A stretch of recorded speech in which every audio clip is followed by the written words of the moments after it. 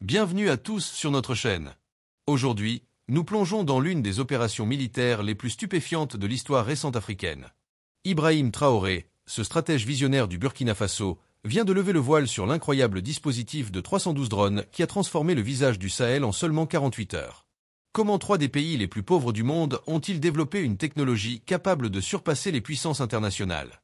Comment cette révolution silencieuse a-t-elle pu rester secrète jusqu'à maintenant?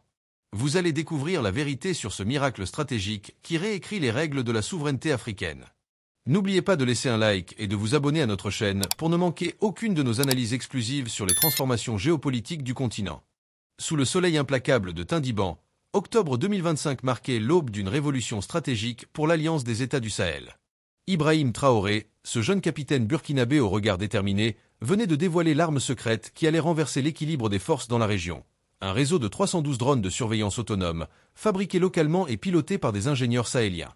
Loin des technologies importées et des systèmes dépendants, ces appareils représentaient la quintessence de l'ingénierie frugale africaine, assemblés à partir de composants recyclés sur les marchés locaux, programmés avec des logiciels open source adaptés aux conditions désertiques.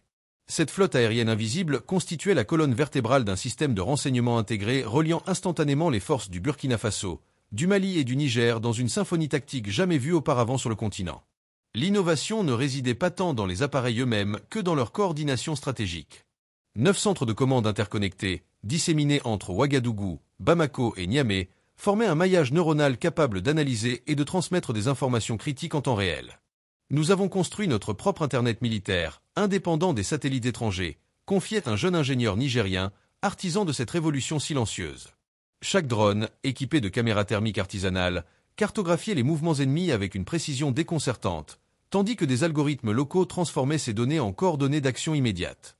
Le plus remarquable dans cette architecture était son autonomie énergétique. Fonctionnant exclusivement grâce à des panneaux solaires portatifs, le système pouvait opérer indéfiniment sans ravitaillement extérieur, rendant l'alliance totalement indépendante des chaînes logistiques traditionnelles. La méthodologie déployée par Traoré relevait autant de l'innovation technologique que de la révolution doctrinale. Pour la première fois, les trois nations sahéliennes partageaient un flux d'informations sans intermédiaire étranger, créant une conscience situationnelle unifiée du théâtre d'opération. Les communications étaient cryptées selon des protocoles développés par des mathématiciens locaux, utilisant des algorithmes basés sur des motifs traditionnels africains, incompréhensibles pour les systèmes d'écoute conventionnels.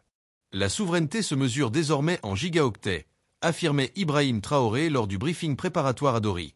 Cette approche numérique indigène permettait d'anticiper les mouvements adverses avec une avance de plusieurs heures, transformant la traditionnelle réactivité défensive en posture offensive calculée. Le temps, traditionnellement allié des groupes armés mobiles, devenait soudain leur pire ennemi.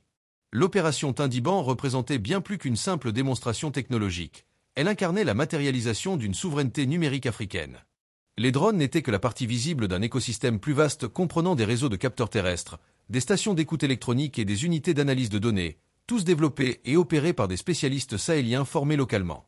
Cette approche en couches multiples permettait une vision tridimensionnelle du champ de bataille, là où auparavant les forces nationales opéraient dans un brouillard d'incertitude. La vraie révolution résidait dans cette capacité nouvelle à transformer le désert, autrefois allié naturel des groupes armés, en un espace transparent et lisible. Nous avons appris à lire notre propre territoire, expliquait un officier malien. Chaque dune, chaque oued, chaque variation de température raconte une histoire que nous savons désormais décoder. L'efficacité du dispositif s'est révélée foudroyante. En moins de 30 minutes après la détection des premiers signaux, l'ordre d'engagement était donné directement par Ibrahim Traoré depuis son poste de commandement avancé. Sans longue chaîne de validation diplomatique, sans permission extérieure, l'Alliance agissait désormais selon ses propres critères et temporalités. Les drones, déployés en formation géométrique précise, couvraient un territoire triangulaire de plus de 12 000 km² entre les frontières des trois pays. Cette omniprésence aérienne permettait de suivre simultanément plusieurs colonnes adverses, de prédire leur trajectoire et d'identifier leurs points de ravitaillement. Au centre de commande AES à Bamako, les écrans affichaient en temps réel une mosaïque d'images thermiques, de communications interceptées et de mouvements de troupes, offrant une lecture stratégique globale d'une précision jamais atteinte auparavant dans les opérations sahéliennes. Le secret de cette efficacité reposait également sur l'intégration d'une intelligence artificielle adaptative développée spécifiquement pour le contexte sahélien. Contrairement aux systèmes occidentaux conçus pour des environnements urbains ou forestiers, l'IA sahélienne avait été entraînée exclusivement sur des données désertiques locales. Elle pouvait ainsi distinguer un simple berger d'un éclaireur hostile, identifier les variations subtiles dans les habitudes de déplacement et même prédire les intentions tactiques d'après des schémas historiques minutieusement analysés. Notre IA ne pense pas comme les autres, expliquait fièrement un codeur burkinabé, elle comprend le Sahel parce qu'elle est née ici. Cette adaptation contextuelle faisait toute la différence, permettant une précision chirurgicale dans les frappes et une réduction drastique des dommages collatéraux, un aspect crucial pour maintenir la confiance des populations locales. L'organisation tactique déployée lors de l'opération Tindiban révélait une compréhension profonde des dynamiques locales. Les drones n'opéraient pas isolément mais en synergie constante avec des réseaux humains sur le terrain, informateurs villageois, commerçants itinérants, anciens nomades connaissant chaque recoin du désert. Cette fusion entre haute technologie et savoir traditionnel créait un système de renseignement hybride d'une redoutable efficacité. Les drones identifiaient les anomalies, tandis que les connaissances locales en fournissaient l'interprétation contextuelle. Nos machines voient, mais nos anciens comprennent, résumait Ibrahim Traoré lors d'une réunion avec les chefs traditionnels. Cette approche holistique permettait d'éviter les erreurs d'appréciation souvent commises par les forces étrangères, trop dépendantes de leur seule capacité technique et détachées des réalités anthropologiques du terrain. La dimension psychologique de cette révolution technologique ne doit pas être sous-estimée. Pour des populations habituées à voir passer des drones étrangers au-dessus de leur tête sans jamais en percevoir les bénéfices directs, l'apparition d'engins pilotés par leurs propres fils produisait un impact considérable sur les mentalités. Dans les villages frontaliers, les habitants pouvaient désormais identifier les drones de l'Alliance et comprenaient qu'ils travaillaient pour leur sécurité, non pour des intérêts externes. Cette appropriation symbolique transformait profondément la relation entre civils et militaires, créant un nouveau contrat social basé sur une protection visible et tangible. Au cœur de la transformation sahélienne se trouve une philosophie militaire radicalement nouvelle, baptisée doctrine Traoré dans les académies africaines. Son principe fondamental renverse les paradigmes classiques. Au lieu de concentrer les ressources sur l'acquisition d'armements coûteux, Ibrahim Traoré a privilégié l'investissement dans l'intelligence tactique et la mobilité stratégique. Un fusil sans information est aussi inutile qu'une information sans action, répétait-il à ses officiers lors des briefings matinaux à Ouagadougou. Cette approche s'articulait autour de 3 piliers indissociables: connaissance approfondie du terrain, mobilité supérieure à celle de l'adversaire et capacité de frapper avec précision. La véritable innovation résidait dans l'interdépendance de ces éléments, chacun renforçant les autres dans un cycle vertueux d'efficacité opérationnelle. Le Burkina Faso, naguère considéré comme le maillon faible de la région, devenait ainsi le laboratoire d'une renaissance militaire sahélienne, transformant ses contraintes budgétaires en catalyseurs d'innovation. La métamorphose des forces armées burkinabais s'est opérée en moins d'une année sous l'impulsion directe d'Ibrahim Traoré. Plutôt que d'adopter les structures hiérarchiques rigides héritées de l'ère coloniale, il a réorganisé l'armée en unités autonomes multidisciplinaires comprenant chacune des spécialistes du renseignement, des ingénieurs en télécommunications, des tacticiens et des logisticiens. Ces cellules opérationnelles, baptisées modules Koglueogo en référence au groupe d'autodéfense traditionnel, pouvaient agir indépendamment tout en maintenant une cohérence stratégique d'ensemble. Le commandement n'imposait plus des ordres verticaux mais définissait des objectifs, laissant aux unités la liberté de déterminer les moyens optimaux pour les atteindre. Cette décentralisation tactique permettait une adaptation constante aux conditions fluctuantes du terrain et aux tactiques changeantes de l'adversaire. L'initiative individuelle, autrefois découragée dans les structures militaires classiques, devenait désormais un avantage compétitif crucial. L'approche logistique développée par Traoré représentait une révolution tout aussi profonde. Abandonnant le modèle conventionnel des bases permanentes et des lignes d'approvisionnement vulnérables, l'armée burkinabé adopta une stratégie inspirée des caravaniers sahariens, mobilité constante, multiples micro-dépôts camouflés et systèmes de ravitaillement décentralisés. Chaque unité était formée pour opérer de manière autonome pendant 2 semaines complètes sans ravitaillement extérieur. Les véhicules furent spécialement modifiés par des mécaniciens locaux pour maximiser leur autonomie en carburant et leur capacité à naviguer dans les terrains les plus difficiles. Des motos adaptées au désert, plus rapides et plus discrètes que les traditionnels 4x4 militaires, devinrent l'outil privilégié des forces spéciales burkinabais, leur permettant de surprendre constamment un adversaire habitué à la lenteur des colonnes motorisées conventionnelles. Cette agilité logistique démultipliait l'efficacité combative tout en réduisant drastiquement les coûts opérationnels. La formation des soldats subit également une transformation radicale sous l'impulsion de Traoré. Rompant avec les méthodes d'instruction calquées sur des modèles étrangers, il institua un programme intensif baptisé KDEMD, héritage en moré, mélangeant tactique militaire moderne et savoirs ancestraux africains. Chaque soldat, quelle que soit sa spécialité, devait maîtriser 3 compétences essentielles: la survie en milieu hostile, la communication alternative en cas de défaillance des systèmes électroniques et la lecture du terrain. Des chasseurs traditionnels, dépositaires de savoirs millénaires sur les écosystèmes sahéliens, furent intégrés comme instructeurs dans les académies militaires. Le pistage, la navigation sans instruments, la reconnaissance des signes environnementaux subtils devint des matières aussi importantes que le maniement des armes. Cette hybridation entre savoir traditionnel et technique moderne produisit une génération de soldats profondément connectés à leur environnement et capables d'opérer efficacement là où des forces conventionnelles se retrouvaient paralysées. L'élément peut-être le plus remarquable de la méthode Traoré fut sa dimension psychologique et motivationnelle. Conscient que la force d'une armée réside d'abord dans sa cohésion morale, il institua un nouveau contrat entre les forces armées et la population. Chaque opération militaire devait s'accompagner d'actions civiles concrètes et immédiates. Réouverture d'écoles, remise en service de points d'eau, sécurisation des marchés. Une victoire sans bénéfice pour nos villageois n'est pas une victoire, martelait-il à ses officiers. Cette approche créait un cercle vertueux. Les populations, voyant les résultats tangibles de l'action militaire, renforçaient leur coopération en matière de renseignement et de logistique. Les soldats, conscients de l'impact direct de leurs actions sur la vie des civils, développaient une motivation intrinsèque bien plus puissante que la simple obéissance hiérarchique. Le lien armée-nation, souvent théorique dans les doctrines militaires, devenait une réalité opérationnelle quotidienne. La communication stratégique constituait un pilier essentiel de cette transformation. Contrairement à la culture du secret qui prévalait auparavant, Ibrahim Traoré choisit de communiquer abondamment, mais de manière ciblée et maîtrisée. Les radios communautaires, parlant les langues locales, devinrent le canal privilégié pour diffuser informations sécuritaires et consignes aux populations. Chaque succès opérationnel était immédiatement partagé, accompagné d'explications sur sa signification stratégique, créant ainsi une pédagogie collective de la sécurité. Les témoignages de villageois libérés étaient diffusés, renforçant la confiance dans la capacité des forces nationales à protéger effectivement les populations. Parallèlement, les réseaux sociaux étaient minutieusement surveillés pour contrer la propagande adverse et diffuser des récits alternatifs authentiques. Cette bataille narrative, menée avec autant de rigueur que les opérations militaires elles-mêmes, contribuait à transformer profondément la perception collective. Le Sahel n'était plus condamné à subir, il pouvait agir et transformer sa propre réalité. L'innovation tactique s'exprimait également dans la temporalité des opérations. Analysant les schémas d'action des groupes armés, Ibrahim Traoré identifia leur dépendance au cycle naturel, mouvements saisonniers, utilisation des périodes de pluie ou de forte chaleur pour limiter les capacités de poursuite des forces conventionnelles. Il renversa cette logique en développant ce qu'il nomma la tactique des climats inversés, consistant à intensifier les opérations précisément pendant les périodes considérées comme impraticables.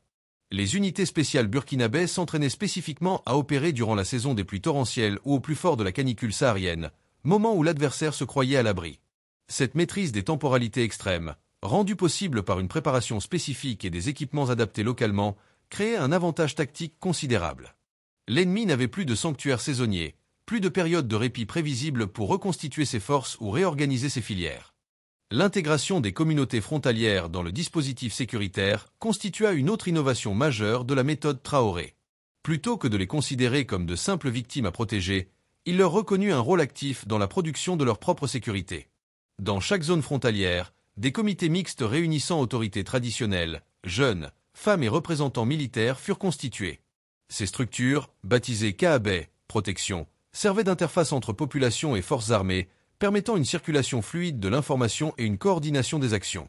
Des protocoles d'alerte précoce, utilisant codes traditionnels et technologies modernes, furent développés pour garantir une réaction immédiate à toute menace. Plus profondément, cette approche participative transformait la psychologie collective. Les populations passaient du statut d'objet passif de la sécurité à celui d'acteurs responsables de leur propre protection, retrouvant ainsi dignité et autonomie dans un domaine auparavant monopolisé par les structures étatiques ou internationales. L'aspect économique de la stratégie Traoré mérite une attention particulière. Comprenant que l'insécurité prospérait sur le terreau de la marginalisation économique des régions frontalières, il intégra systématiquement la dimension économique dans sa planification sécuritaire. Chaque opération militaire s'accompagnait de mesures visant à revitaliser les échanges commerciaux locaux, réouverture de marchés, sécurisation de routes commerciales, rétablissement de liaisons entre zones de production et de consommation. Des incitations spécifiques furent créées pour encourager les commerçants à réinvestir les zones récemment sécurisées, créant ainsi une dynamique économique positive qui renforçait les gains sécuritaires. Des coopératives locales de transport, équipées et partiellement protégées par l'armée, assuraient la circulation des biens essentiels même dans les zones encore instables. Cette approche holistique reconnaissait l'interdépendance fondamentale entre sécurité et développement, refusant de les traiter comme des domaines séparés comme le faisaient trop souvent les interventions internationales. La dimension internationale de la stratégie Traoré, enfin, témoigne d'une lecture lucide des rapports de force mondiaux. Plutôt que de s'enfermer dans une posture d'opposition frontale aux puissances traditionnellement influentes dans la région, il adopta une approche diversifiée et pragmatique. Tout en affirmant clairement la souveraineté décisionnelle du Burkina, il maintint des canaux de coopération technique avec divers partenaires internationaux, sélectionnant précisément les domaines où les apports extérieurs pouvaient compléter utilement les capacités nationales sans créer de nouvelles dépendances. Parallèlement, il renforça considérablement la coopération sud-sud, notamment avec des pays ayant développé des solutions endogènes face à des défis sécuritaires similaires. Cette diplomatie sécuritaire multidirectionnelle, libérée des alignements idéologiques rigides, maximisait les marges de manœuvre stratégiques du Burkina tout en limitant les risques d'isolement international. Elle témoigne d'une compréhension sophistiquée des mécanismes contemporains de souveraineté, qui ne résident plus dans l'autarcie mais dans la capacité à naviguer intelligemment dans un monde d'interdépendance complexe. L'opération Tindiban s'est déroulée avec une précision horlogère qui laissa les observateurs internationaux stupéfaits.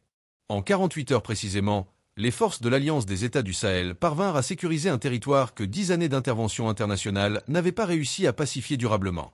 Cette performance militaire exceptionnelle ne doit rien au hasard, mais résulte d'une préparation méticuleuse et d'innovations tactiques révolutionnaires.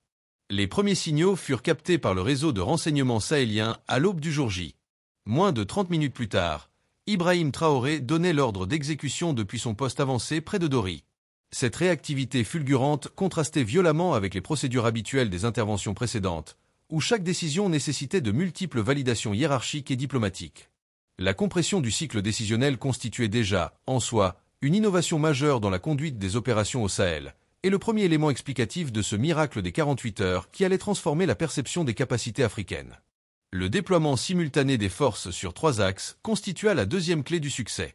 Contrairement aux opérations conventionnelles qui concentrent généralement les forces sur un axe principal, l'AES opta pour une approche multidirectionnelle synchronisée. Les lance-roquettes SR-5 burkinabais ouvrirent le bal, illuminant le désert de leurs salves précisément guidées par les coordonnées fournies en temps réel par les drones maliens.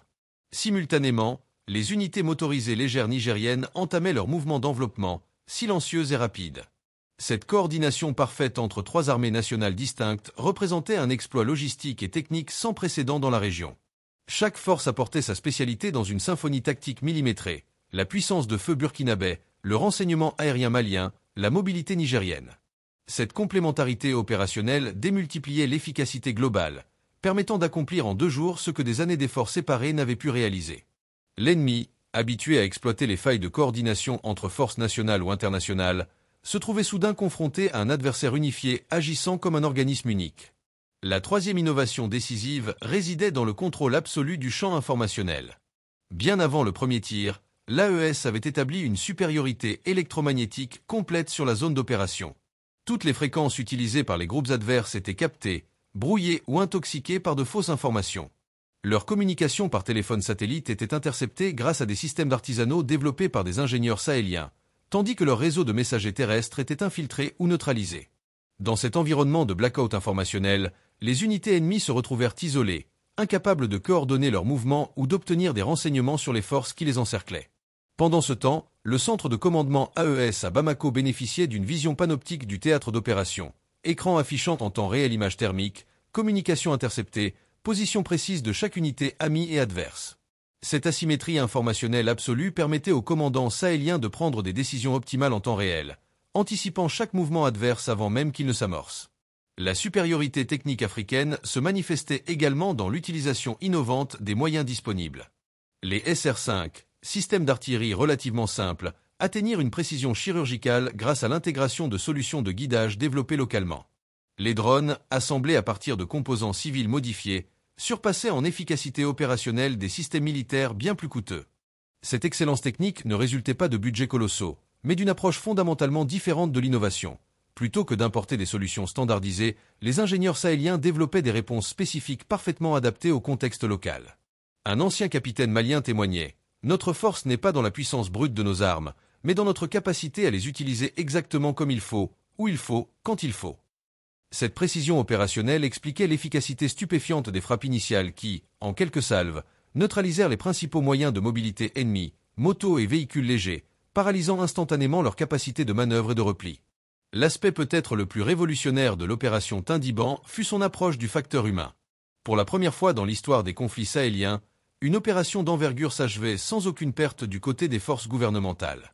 Ce zéro mort résultait d'une préparation psychologique et tactique exceptionnelle. Chaque soldat avait reçu une formation intensive spécifique à sa mission précise, éliminant les improvisations hasardeuses. Les unités d'assaut ne progressaient qu'après sécurisation complète de leur zone par les frappes préliminaires, réduisant drastiquement l'exposition au danger. Les équipements de protection individuelle, souvent négligés dans les opérations précédentes, avaient fait l'objet d'une attention particulière, avec des adaptations locales ingénieuses pour améliorer leur efficacité en conditions désertiques. Plus profondément, cette préservation méticuleuse des vies sahéliennes révélait un changement de paradigme fondamental. Les soldats africains n'étaient plus considérés comme une ressource dispensable dans des opérations à haute intensité, mais comme un capital humain précieux à préserver absolument. Le traitement des prisonniers et des renseignements capturés illustrait également l'excellence méthodologique de l'opération. Dès les premières heures, des unités spécialisées accompagnaient les troupes d'assaut pour sécuriser immédiatement tous les documents, appareils électroniques et autres sources potentielles d'informations. Ces matériaux étaient évacués en priorité vers des centres d'analyse à Niamey, où des équipes pluridisciplinaires, linguistes, cryptographes, analystes, experts en forensique numérique, les exploitaient en temps réel, extrayant des renseignements immédiatement réinjectés dans le cycle opérationnel. Cette boucle d'exploitation ultra rapide permettait d'adapter constamment les phases suivantes de l'opération en fonction des découvertes. Quant aux combattants capturés, ils étaient traités selon un protocole rigoureux garantissant à la fois leur sécurité physique, le respect de leur dignité et l'obtention efficace de renseignements par des techniques d'interrogatoire éthiques mais sophistiquées. Cette approche, alliant humanité et efficacité, contrastait avec les pratiques souvent contre-productives observées dans d'autres théâtres d'opération. La préparation logistique constituait un autre facteur critique du succès de Tindiban. Rompant avec les approches conventionnelles, l'AES avait mis en place, plusieurs semaines avant l'opération, un réseau invisible de micro-dépôts logistiques dispersés autour de la zone cible. Ces caches, camouflés et gardés par des éléments discrets intégrés aux populations locales, contenaient carburant, munitions, vivres, pièces de rechange et matériel médical stratégiquement positionnés pour soutenir chaque phase de l'opération. Cette dispersion logistique présentait un double avantage. Elle éliminait la vulnérabilité des longues lignes d'approvisionnement conventionnelles tout en garantissant une disponibilité immédiate des ressources exactement là où elles seraient nécessaires. Les unités combattantes pouvaient ainsi avancer légères et rapides, sans s'encombrer de lourdes charges logistiques ralentissant leur progression, tout en conservant une autonomie opérationnelle complète. Cette préparation invisible, réalisée avec la complicité active des populations locales, témoignait de la profonde intégration des forces sahéliennes dans leur environnement social, un avantage décisif que n'avaient jamais pu acquérir les forces étrangères. L'intégration des populations civiles dans le dispositif opérationnel représentait d'ailleurs une innovation majeure de la méthode sahélienne. Bien avant le déclenchement des opérations militaires, un travail minutieux avait été mené auprès des communautés locales. Des équipes spécialisées en actions civilo-militaires avaient établi des contacts avec les autorités traditionnelles, les notables, les réseaux de commerçants et les associations féminines, créant un maillage dense d'alliés et d'informateurs. Des protocoles d'évacuation préventive avaient été discrètement préparés pour les villages susceptibles de se trouver dans les zones de combat. Des corridors humanitaires sécurisés étaient prêts à être activés dès les premières heures. Cette préparation sociale minutieuse permettait non seulement de protéger efficacement les populations, mais aussi de bénéficier de leur coopération active dans le renseignement et la logistique. Le contraste était saisissant avec les opérations antérieures où les civils, traités comme de simples variables environnementales, se retrouvaient souvent pris entre deux feux ou subissaient des déplacements traumatiques improvisés. L'après-opération fut gérée avec la même rigueur méthodologique que la phase de combat. Avant même que la poussière des derniers affrontements ne retombe, les équipes de stabilisation entraient en action. Des unités médico-psychologiques prenaient en charge les populations traumatisées, tandis que des ingénieurs militaires rétablissaient immédiatement les infrastructures vitales. Puis, dispensaires, marchés, routes. Des émissaires officiels rencontraient les autorités traditionnelles pour expliquer la situation et planifier ensemble le retour à la normalité. Des patrouilles mixtes, associant militaires et leaders communautaires locaux, s'établissaient pour garantir une sécurité visible et rassurante.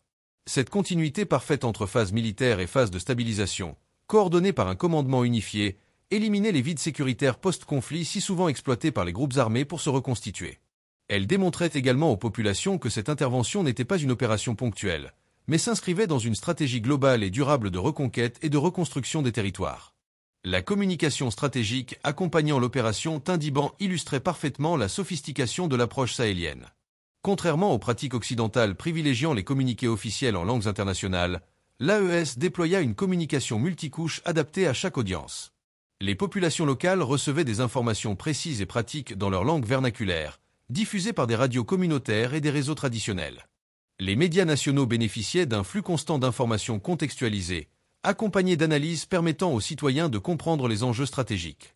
Sur la scène internationale, l'Alliance proposait un récit maîtrisé, appuyé sur des faits vérifiables et une présentation professionnelle. La victoire de Tindiban marque l'émergence d'une nouvelle doctrine stratégique sahélienne qui transcende largement le cadre militaire pour constituer un véritable paradigme de souveraineté africaine. Son principe fondateur, formulé par Ibrahim Traoré lors de son discours historique à Niamey, pose les bases d'une autonomie stratégique inédite. La sécurité n'est pas un service que l'on achète, mais une capacité que l'on développe.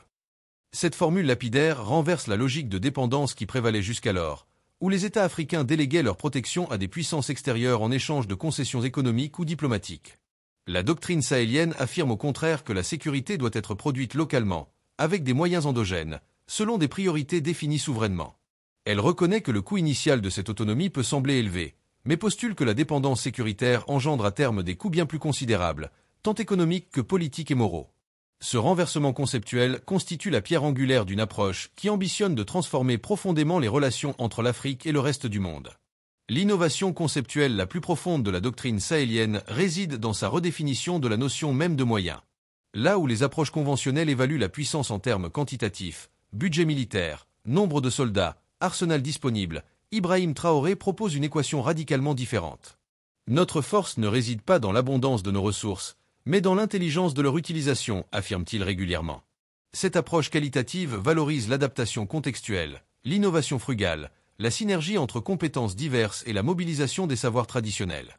Elle reconnaît que les solutions standardisées importées, si sophistiquées soient-elles, échouent souvent face aux réalités complexes du terrain africain.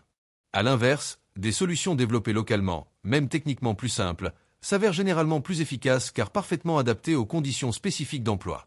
Cette philosophie pragmatique redonne toute leur valeur aux ingénieurs, innovateurs et stratèges africains, trop longtemps relégués au rôle de simples exécutants de doctrines étrangères. La dimension temporelle constitue un autre pilier fondamental de la doctrine sahélienne. Rompant avec l'impatience stratégique qui caractérise souvent les interventions extérieures, l'approche de l'AES s'inscrit explicitement dans la durée. Nous nous préparons pour une génération, pas pour une saison, expliquait Ibrahim Traoré aux chefs d'État réunis à Bamako. Cette perspective de long terme modifie profondément les calculs stratégiques.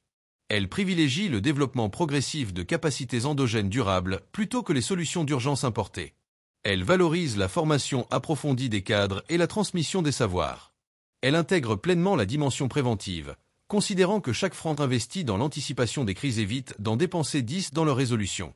Cette patience stratégique ne signifie nullement passivité, comme l'a démontré l'opération Tindiban, mais reflète une compréhension mature des dynamiques de sécurité régionale, qui ne peuvent être transformées durablement que par un engagement continu et méthodique.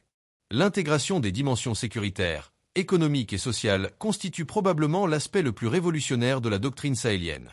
Contrairement aux approches sectorielles traditionnelles qui traitent séparément défense, développement et gouvernance, la vision portée par Ibrahim Traoré les considère comme les facettes indissociables d'une même réalité. La sécurité sans prospérité est une forteresse vide.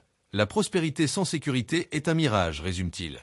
Cette approche holistique se traduit concrètement par des structures de gouvernance intégrées ou militaires. Administrateurs civils, acteurs économiques et représentants des communautés travaillent ensemble à l'élaboration et à la mise en œuvre des stratégies territoriales.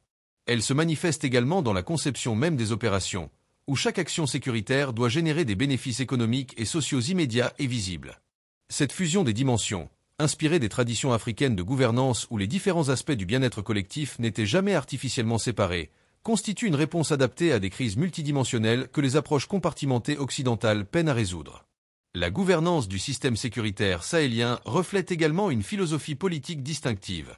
Au lieu d'imiter les modèles hiérarchiques verticaux dominants, l'AES a développé une architecture de sécurité collective fondée sur le principe de subsidiarité active.